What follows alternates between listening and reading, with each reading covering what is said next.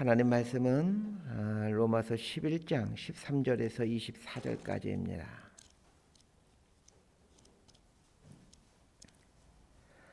로마서 11장 13절에서 24절까지 말씀 번갈아 가며 읽습니다. 제가 먼저 읽겠습니다. 내가 이방인인 너희에게 말하노라. 내가 이방인의 사도인 만큼 내 직분을 영광스럽게 여기노니 이는 혹 내 권력을 아무쪼록 시기하게 하여 그들 중에서 얼마를 구원하려 함이라. 그들을 버리는 것이 세상의 화목이 되거든 그 받아들이는 것이 죽은 자 가운데서 살아나는 것이 아니면 무엇이리요? 제사하는 처음 익은 곡식가루가 거룩한즉 떡덩이도 그러하고 뿌리가 거룩한즉 가지도 그러하니라. 또한 가지 얼마가 꺾이었는데 돌감람나무인 내가 그들 중에 첫부침이 되어 참 감람나무 뿌리의 진액을 함께 받는 자가 되었은즉 그 가지들을 향하여 자랑하지 말라. 자랑할지라도 내가 뿌리를 보존하는 것이 아니요 뿌리가 너를 보존하는 것이니라. 그러면 내 말이 가지들이 꺾인 것은 나로 첫부침을 받게 하려 함이라 하리니 옳도다. 그들은 믿지 아니함으로 꺾이고 너는 믿음으로 섰느니라. 높은 마음을 품지 말고 도리어 두려워하라. 하나님이 원 가지들도 아끼지 아니하셨은즉 너도 아끼지 아니하시리라. 그러므로 하나님의 인자하심과 준엄하심을 보라. 넘어지는 자들에게는 준엄하심이 있으니 너희가 만일 하나님의 인자하심에 머물러 있으면 그 인자가 너희에게 있으리라. 그렇지 않으면 너도 찍히는 바 되리라. 그들도 믿지 아니하는데 머무르지 아니하면 젖붙임을 받으리니 이는 그들을 젖붙이실 능력이 하나님께 있음이라. 내가 원 돌감나무에서 찍힘을 받고 본성을 거슬러 좋은 감람나무에 젖붙임을 받았으니 원 가진 이 사람들이야 얼마나 더 자기 감람나무에 젖붙이심을 받으리야. 아멘. 로마서 9장부터 11장까지는 이스라엘의 구원 문제에 대한 이야기인데 이 문제가 왜 중요한가에 대해서 생각해 봐야 됩니다. 무엇보다도 이스라엘의 구원 문제에 대해 가장 관심을 갖고 있는 사람들은 아마 바울 당시 살고 있었던 유대인들일 겁니다. 그 중에서도 유대인 그리스도인들은 이스라엘의 구원 문제에 대해서 많은 관심을 가질 수밖에 없습니다. 바울은 이 로마서가 로마 교회에 보내는 편지인데 로마 교회에 있는 유대인 그리스도인들의 관심사인 이스라엘의 구원 문제에 대해서 기술해 주고 있습니다. 그러나 유대인들만 이스라엘의 구원 문제에 관심 있는 것이 아닙니다. 예수를 믿음으로 구원받은 사람들은 누구나가 이스라엘의 구원 문제에 관심이 많을 수밖에 없었습니다. 왜냐하면 그리스도인이라면 자신의 구원에 대해서 하나님의 택하심으로 시작되었다는 것을 누구나 알고 있는데 하나님께서 수천 년 전에 택한 그 사람들이 이스라엘 백성들이기 때문입니다. 하나님께서 수천 년 전에 이스라엘 백성들을 택했는데 한 번 택한 그 이스라엘 백성들을 하나님께서 버리실 수가 있는가 하는 이 문제는 당시에 예수를 믿고 있는 사람들의 주된 관심일 수밖에 없었습니다. 그럼 우리들도 마찬가지입니다. 현재 예수를 믿고 있는 우리들도 하나님이 택하셔서 내가 구원받게 되었는데 나중에 하나님이 나를 버리실 수 있는가 라는 이런 질문이 생길 수가 있습니다. 그리고 이 문제는 이 구원론에서 상당히 중요한 질문입니다. 그런 측면에서 이스라엘의 구원 문제는 1차적으로는 이스라엘의 문제이겠지만 2차적으로는 구원에 대해서 관심을 갖고 있는 모든 사람들의 주된 주제가 될 수 있습니다. 하나님께서 수많은 민족 중에 이스라엘 민족을 당신의 백성으로 택하셨습니다. 이것이 구약의 이야기이죠. 그런데 하나님께서 이스라엘 민족을 하나님의 백성으로 택했다라면 하나님께서 보내신 메시아를 믿어 하나님의 선택받은 백성으로 살아야 되는 것은 당연한 일입니다. 그런데 문제는 이스라엘 백성들이 하나님이 보내신 메시아를 거부할 뿐만 아니라 심지어 그 메시아를 십자가에 매달아 죽여버리고 말았다는 것입니다. 거기서 그치지 않고 예수를 믿게 된 사람들까지 박해하고 죽입니다. 하나님을 믿는 사람들 입장에서 보면 이스라엘 사람들은 하나님과 천천히 원수가 되어버린 것입니다. 그러면 이상하지 않습니까? 분명 구약 시대에 하나님께서 수많은 민족 중에 오직 이스라엘 백성들만을 택하셔서 당신의 백성을 삼으셨는데 정작 이스라엘 백성들은 하나님이 보내신 메시아를 죽일 뿐만 아니라 예수를 믿어 하나님의 백성이 된 사람들을 핍박하는데 앞장서고 있다는 것입니다. 바울 당시 복음을 접한 사람들은 누구나가 이 부분에 대해서 질문이 생길 수밖에 없었을 것입니다. 하나님께서 택한 백성인 이스라엘이 예수님을 죽일 뿐만 아니라 예수 믿는 사람들을 핍박하고 있는데, 그러면 하나님의 백성으로 선택받은 것은 어떻게 되느냐는 것입니다. 이런 질문에 대해서 답을 해주는 것이 오늘 본문의 이야기입니다. 자, 13절에서 16절까지 말씀 함께 읽겠습니다. 시작. 내가 이방인인 너희에게 말하노라. 내가 이방인의 사도인 만큼 내 직분을 영광스럽게 여기노니 이는 혹 내 권력을 아무쪼록 시기하게 하여 그들 중에서 얼마를 구원하려 함이라. 그들을 버리는 것이 세상의 화목이 되거든 그 받아들이는 것이 죽은 자 가운데서 살아나는 것이 아니면 무엇이리요. 제사하는 처음 익은 곡식가루가 거룩한즉 떡덩이도 그러하고 뿌리가 거룩한즉 가지도 그러하니라. 13절에서 바울은 먼저 자신이 이방인의 사도가 된 것을 영광스럽게 여긴다라고 말합니다. 이 말을 하는 이유는 이방인에게 복음이 전해지게 하는데 결정적인 역할을 한 사람이 바울이기 때문에 그렇습니다. 바울 당시 유대인들은 복음을 박해하고 있는 상황이었고 이방인들은 복음을 받아들이고 있는 상황이었습니다. 벌어지고 있는 상황을 보면 하나님께서 유대인들을 버리고 이방인들을 선택하는 길로 바꾸셨나 보다라는 생각이 들 정도였습니다. 이것에 대해서 바울은 하나님께서 유대인들을 버린 것이 아니다라고 얘기를 합니다. 14절을 보면 이는 혹 내 권력을 아무쪼록 시기하게 하여 그들 중에서 얼마를 구원하려 함이라 이렇게 말하고 있습니다. 내 권력이란 바울의 권력이란 이스라엘 백성들 유대인들 말하죠. 자, 이게 무슨 말이냐면 이방인들이 구원받는 것을 유대인들이 보게 되면서 시기심이 생겨 복음을 받아들일 수 있도록 하기 위함이라는 것입니다. 이걸 좀 비유로 설명해 보도록 하겠습니다. 부모들이라면 자녀들이 어릴 때 밥을 안 먹는 것으로 인해서 속이 상하신 적 많이 있었을 겁니다. 이때 옆집에 있는 그 아이를 집에 데리고 와서 이 아이에게 막 지극정성으로 사랑을 베푸면서 밥을 먹입니다. 그럼 이걸 보고 있는 자식이 시기심이 생깁니다. 왜 우리 엄마는 친자식인 나에게는 관심이 없고 옆집 아이한테만 사랑을 베푸는 걸까 하면서 그 시기심이 발동해서 이제 부모에게 와서 밥을 달라고 요구합니다. 하나님께서 바울을 이방인의 사도로 부르셔서 이방인들이 구원받게 하시는 것은 이것을 보고 유대인들이 시기심이 생겨 복음을 받아들일 수 있도록 하기 위함이라는 겁니다. 그러면서 15절에서 이런 말을 합니다. 그들을 버리는 것이 세상의 화목이 되거든. 이 말의 정확한 뜻은 유대인들을 잠깐 버리는 것처럼 하시는 것은 온 세상이 구원받게 하려 함이라 라는 말입니다. 어떤 아이가 광주리에 사과를 가득 안고 가면서 사과를 먹습니다. 친구들이 졸졸 따라가면서 사과 하나 좀 달라고 해도 주지 않고 혼자만 먹습니다. 그런데 이 아이가 돌불에 넘어져 광주리에 있던 사과가 다 쏟아집니다. 그래서 옆에 있는 친구들이 사과를 얼른 주어서 도망갑니다. 15절 말씀이 그런 뜻입니다. 유대인들을 버리는 것처럼 하게 하여 이방인들이 구원을 얻게 하기 위함이라는 겁니다. 그렇다면 하나님께서 이스라엘 백성들을 버린 것입니까? 라는 질문에 대한 답은 무엇이겠습니까? 결코 버리지 않았다는 것입니다. 그들의 불순종을 통하여 온 세상이 구원받도록 하신다는 것입니다.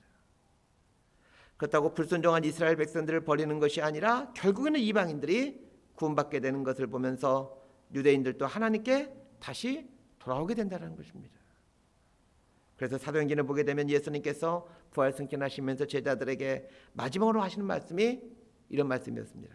오직 성령이 너희에게 임하시면 너희가 권능을 받고 예루살렘과 온 유대와 사마리아와 땅끝까지 이르러 내 증인이 되리라. 오순절에 성령이 임하자 제자들에 의해서 예루살렘과 유대 땅에 있는 유대인들 중에 그 소수가 복음을 받아들이게 됩니다. 그러나 대부분의 유대인들은 복음을 받아들이지 않죠. 그런데 이 복음이 결국에는 어디까지 전해지게 됩니까? 사마리아를 지나서 땅끝까지 전해지게 됩니다. 그렇다면 이 땅끝이란 어디겠습니까? 지구는 둥그니까 땅끝이란 잘 생각해보면 또 이스라엘 땅이 됩니다. 현재 이스라엘의 대부분의 사람들은 예수를 믿고 있지 않지만 소수의 사람들이 예수를 믿고 있죠. 저는 확신합니다. 마지막 때가 되면 지금의 이스라엘 백성들의 상당수가 예수님을 받아들이게 될 것이라고 말합니다. 이것이 하나님의 이 구원에 대한 경륜입니다. 바울은 유대인들이 하나님의 선택받은 유일한 백성이었지만 그러나 예수님을 거부함으로 하나님으로부터 버림받은 것처럼 보여지게 하는 것은 하나님의 깊은 섭리이다, 하나님의 깊은 경륜이다라고 이야기를 합니다. 그러면서 하나님의 이 깊은 섭리를 참 감람나무와 돌 감람나무 이야기를 통해서 설명해 주고 있습니다. 17절부터 24절까지에는 이 참 감람나무와 돌 감람나무가 등장합니다. 바울은 유대인들을 참 감람나무이다라고 말하고 있고 이방인들을 돌 감람나무라고 비유합니다. 감람나무는 올리브나무인데 이스라엘의 대표적인 과일이 올리브이죠.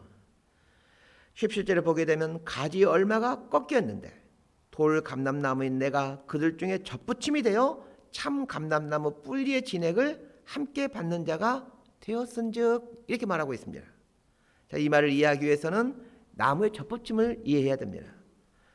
어릴 때 그 감나무 접붙임을 하는 걸 본 적이 있습니다. 우리나라는 감나무가 워낙 많으니까 시골의 대부분의 집에는 그 떫은 맛이 나는 그 땡감나무가 있습니다. 웬만한 집에는 다 그 땡감나무, 맛이 떫떫한 그 땡감나무가 있죠. 이걸 단감나무로 바꾸고 싶으면 접붙임을 하면 됩니다. 땡감나무를 몇 세트 정도만 남기고는 베어버립니다. 그리고는 단감나무 가지를 구해와서 접붙임을 하게 되면 시간이 지난 후에 단감나무 열매가 맺히게 됩니다. 뿌리는 땡감나무 뿌리겠지만 줄기는 단감나무가 되어 단감이 열리게 됩니다. 오늘 본문에 등장하는 참 감람나무와 돌 감람나무 접붙임은 우리가 알고 있는 그 감나무의 접붙임과는 상당히 좀 다르지만 거의 반대적인 모습이지만 바울이 설명하고자 하는 것은 참감나무 가지가 꺾인 곳에 돌감나무 가지가 접붙임되어 참감람나무의 뿌리의 진액을 받아 자라는 것을 얘기하고 있습니다. 바울이 말하고자 하는 핵심은 참감람나무 가지가 꺾였다는 것. 그래서 돌감람나무 가지가 참감람나무에 접붙임되어 참감람나무 뿌리의 진액을 받아 나무로 살게 되었다라는 것을 말했습니다. 참감람나무와 돌감람나무 이야기를 하는 이유가 있습니다. 17절과 18절 말씀이 이 이야기를 하게 되는 이유가 됩니다. 17절 하반절과 18절 상반절을 보면 접붙임이 되어 참 감람나무 뿌리의 진액을 함께 받는 자가 되었은즉 그 가지들을 향하여 자랑하지 말라라고 말하고 있습니다. 유대인은 참 감람나무이고 이방인은 돌 감람나무인데 돌 감람나무는 이방인들이 참 감람나무에 접붙임되어 참 감람나무 뿌리의 진액을 먹음으로 살게 되었기에 자랑하지 말라는 것입니다. 그러면서 20절에서 아주 중요한 말씀을 해줍니다. 그들은 믿지 아니함으로 꺾이고 너는 믿음으로 섰느니라. 참 감람나무 가지였던 유대인들이 예수를 믿지 아니함으로 꺾임 당하였고 반면에 이방인들은 예수를 믿게 됨으로 서게 되었다라는 이야기입니다. 그렇기 때문에 자랑하지 말고 나도 얼마든지 꺾임 당할 수 있다는 것을 알고 두려워해야 된다라고 말을 합니다. 유대인들이 넘어지게 된 이유가 꺾임 받게 된 이유가 자신들을 자랑하였기 때문이고 하나님에 대해서 두려워하지 않았기 때문입니다. 유대인들은 하나님께서 애굽에서 종살이하던 자신의 조상들을 아주 강권적인 능력을 베풀어서 구원해 내셨다는 것, 그리고 자신의 조상들에게만 친히 말씀 율법을 주셨다는 것, 그리고 자신의 조상들에게만 성막을 주시고 제사를 주신 걸 보면서 우리 유대인들은 특별한 민족이다 라는 이 선민의식, 잘못된 선민의식을 갖게 되었던 것이죠. 자기에 대해서, 자기 민족에 대해서 자랑하는 마음이 갖게 된 것입니다. 그리고 이스라엘 민족에게만 말씀이 주어졌고 성전이 주어졌고 제사가 주어졌기에 하나님은 이스라엘 민족이 어떻게 살더라도 이스라엘에게 복을 주시고 이스라엘을 지켜주신다라고 생각했던 것입니다. 이것이 하나님을 두려워하지 않는 것의 모습입니다. 하나님을 두려워하지 않는 것에 대해 하나님은 바벨론을 통해서 성전을 헐어버리고 바벨론을 포로로 끌려가게 하십니다. 그렇게 함으로 하나님의 백성이라 하면서 하나님을 두려워하지 않고 하나님의 백성답게 살지 않는 이스라엘 백성들을 심판하시는 것입니다. 바울이 이 이야기를 하는 목적이 무엇이겠습니까? 하나님께서 유대인들에게도 이렇게 심판하셨다면 유대인들이 자기들을 자랑하게 되자, 그리고 하나님을 두려워하지 않게 되자 그 유대인들조차도 심판하셨다라면 이방인 너희들은 오죽하겠느냐는 것입니다. 그렇다면 하나님이 주신 은혜로 구원받은 사람들은 어떻게 살아야 하는 것이 맞습니까? 22절이 오늘 말씀의 결론입니다. 자, 22절 말씀 함께 읽도록 하겠습니다. 시작. 그러므로 하나님의 인자하심과 준엄하심을 보라. 넘어지는 자들에게는 준엄하심이 있으니 너희가 만일 하나님의 인자하심에 머물러 있으면 그 인자가 너희에게 있으리라. 그렇지 않으면 너도 찍히는 바 되리라. 하나님은 인자하신 분이시지만 동시에 준엄하신 분이시라는 것입니다. 여러분, 이 성경책에 인자와 준엄이라는 말에다가 이렇게 밑줄을 쫙 그어놓으시기 바랍니다. 인자와 준엄은 정반대의 개념입니다. 인자가 사랑, 용서 이런 모습의 단어라면 준엄은 심판과 징벌의 의미입니다. 하나님의 인자하심 때문에 이스라엘 민족은 애굽에서 나올 수가 있었고 하나님의 돌보심과 인도하심을 경험할 수가 있었습니다. 반면에 하나님의 돌보심과 인도하심을 경험하면서도 이스라엘 백성들은 자신에 대해서 자랑하고 하나님을 두려워하지 않고 살고 있었기에 결국은 하나님의 준엄하심을 경험하게 됩니다. 이건 이방인들도 마찬가지입니다. 이방인들이 구원받는 것은 하나님의 인자하심 때문입니다. 그런데 하나님의 인자하심을 믿고 방자한 자가 되어 자기를 자랑하고 하나님을 두려워하지 않게 되면 이방인들 역시 하나님의 준엄하심을 경험하게 된다는 것입니다. 이건 우리들도 마찬가지고 교회도 마찬가지입니다. 이건 우리가 하나님의 백성으로 살아가는 모습이 어떤 모습이어야 되는지를 설명해 주고 있습니다. 어떤 성도들의 모습을 보면 하나님의 용서하심, 하나님의 사랑하심을 강조하면서 자기 마음대로 삽니다. 내가 이렇게 살아도 하나님은 나를 여전히 사랑하셔. 자기 마음대로 살아도 하나님은 용서하신 분이시고 하나님은 사랑하신 분이시기에 괜찮다고 생각을 합니다. 자, 이러한 태도가 자기를 자랑하는 태도이고 하나님을 두려워하지 않는 태도입니다. 하나님이 원하시는 하나님 백성의 모습은 하나님의 그 인자하심을 누리면서 그 안에서 감사하며 살지만 그 안에서 자유로움을 갖고 살지만 그러나 자기를 드러내지 않고 하나님을 경외하며 사는 것입니다. 이것이 하나님 백성의 모습입니다. 말씀 정리합니다. 오늘 한 가지만 기억했으면 합니다. 하나님이 원하시는 하나님 백성의 모습은 하나님의 인자하심을 누리며 살지만 그건 하나님을 두려워하며 사는 것입니다. 성경에는 경외라는 단어가 참 많이 등장합니다. 하나님을 경외하라, 여호와를 경외하라. 이 경외라는 말이 자주 나오는데 하나님 백성의 삶을 가장 잘 표현해 준 말이 이 경외라는 단어입니다. 우리가 하나님 앞에서 어떻게 살아야 되는가를 가장 잘 보여준 게 이 경외라는 단어예요. 경외라는 말은 두려움이라는 뜻을 갖고 있는데 사실 조금 더 깊이 들어가게 되면 사랑의 두려움 이렇게 표현하는 게 가장 적당한 표현일 것 같습니다. 사랑하는데 두려움을 갖는 것입니다. 그게 경외입니다. 우리는 하나님을 참 편하게 생각해야 됩니다. 하나님 너무 좋으신 분이지 않습니까? 너무 사랑이 많으신 분이지 않습니까? 편하게 생각하셔야 되죠. 그러나 하나님을 두려워해야 됩니다. 하나님을 편하게 생각하고는 하나님 앞에서 마음대로 해서는 안 됩니다. 하나님은 두 얼굴을 갖고 계십니다. 인자와 준엄입니다. 우리에게 한없이 인자하시지만 그러나 우리가 하나님을 두려워하지 않고 살 때는 하나님은 당신의 준엄하심을 보여주십니다. 오늘 하루도 하나님의 인자하심 속에서 하나님께서 베풀어 주시는 사랑과 은혜를 마음껏 누리며 살되 그러나 하나님을 경외하는 삶을 살아가는 저희 여러분의 삶이 되기를 진심으로 소망하고 축복합니다. 기도하겠습니다. 하나님, 우리의 구원에 대해 우리가 한 것이 아무것도 없기에 자랑할 것이 없다는 것 알게 됩니다. 예수님의 십자가가 나를 구원하였기에 오직 그리스도의 십자가만 자랑하는 삶을 살게 하옵소서. 하나님은 인자하신 분이시지만 준엄하신 분이라는 것을 각인하며 살아가기를 원합니다. 하나님의 사랑과 은혜 안에서 자유와 행복을 누리며 살지만 그러나 하나님을 경외할 줄도 아는 균형 잡힌 하나님 백성으로 살게 하여 주옵소서. 예수님 이름으로 기도드리옵나이다.